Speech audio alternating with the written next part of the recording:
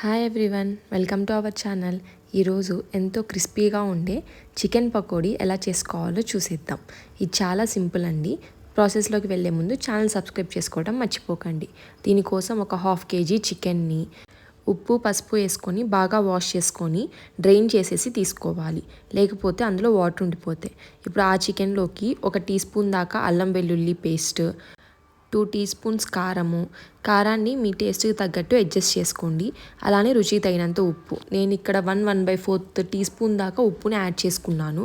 అలానే ఒక చిటికెడు పసుపు, 1 టీ స్పూన్ దాకా ధనియాల పొడి, 1/2 టీ స్పూన్ జీలకర్ర పొడి, 1/2 టీ స్పూన్ గరం మసాలా, అలానే 2 టేబుల్ స్పూన్స్ దాకా ఆయిల్ వేసుకొని ఈ స్పైసెస్ అన్నీ చికెన్కి పట్టేలాగా బాగా మిక్స్ చేసుకోవాలి. ఇలా స్పైసెస్ అన్నీ బాగా కలుపుకొని దీన్ని ఒక 15 మినిట్స్ అలానే ఉంచుదాం. అప్పుడు ఈ స్పైసెస్ అన్నీ చికెన్కి బాగా పడతాయి. ఒక 15 మినిట్స్ తర్వాత మధ్యలోకి చీరుకున్న 2 పచ్చిమిర్చి, 2 రెబ్బల కరివేపాకు చిన్నగా కట్ చేసుకొని వేసుకోండి. అలానే సన్నగా తరిగిన ఒక 2 టేబుల్ స్పూన్స్ దాకా కొత్తిమీరని వేసుకొని 1/2 చెక్క నిమ్మరసాన్ని పిండుకొని చికెన్ని మళ్ళీ ఒకసారి బాగా మిక్స్ చేసుకోవాలి. ఇలా ప్రతిసారి సపరేట్గా కలుపుకోవటం వల్ల ఆ స్పైసెస్ అనేవి చికెన్కి బాగా పడతాయి. ఇలా ఒకసారి బాగా మిక్స్ చేసుకున్న తర్వాత అందులోకి ఒక 2 టేబుల్ స్పూన్స్ దాకా కార్న్ఫ్లోర్, అలానే ఒక 2 టేబుల్ స్పూన్స్ దాకా బియ్యం పిండి వేసుకోవాలి. మీ దగ్గర కార్న్ఫ్లోర్ కనుక లేకపోతే మైదా అయినా వేసుకోవచ్చు.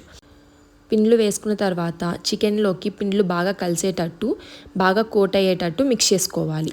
ఒకసారి బాగా మిక్స్ చేసుకున్న తర్వాత కొంచెంగా వాటర్ని చల్లుకుంటూ మనం పకోడీ పిండి ఎంత గట్టిగా అయితే కలుపుకుంటామో అంత గట్టిగా కలుపుకొని దీన్ని ఒక 2 అవర్స్ అన్న పక్కన ఉంచుకోవాలి.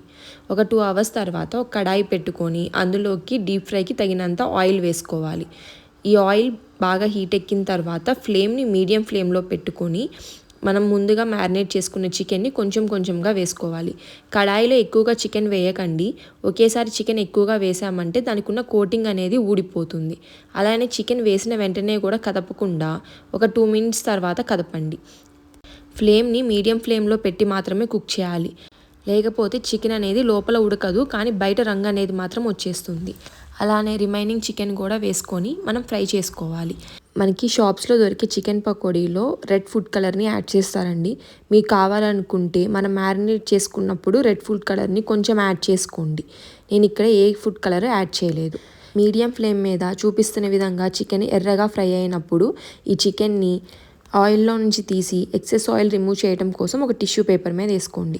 చికెన్ అనేది ఈ వీడియోలో చూపిస్తున్న విధంగా ఈ కలర్లోకి రావాలి. అప్పుడు మాత్రమే చికెన్ పకోడీ అనేది క్రిస్పీగా ఉంటుంది. అలానే మన దగ్గర ఉన్న రిమైనింగ్ చికెన్ కూడా వేసేసుకొని చికెన్ పకోడీని వేయించుకోవాలి. అంతేనండి, మన చికెన్ పకోడీ రెడీ అయిపోయింది.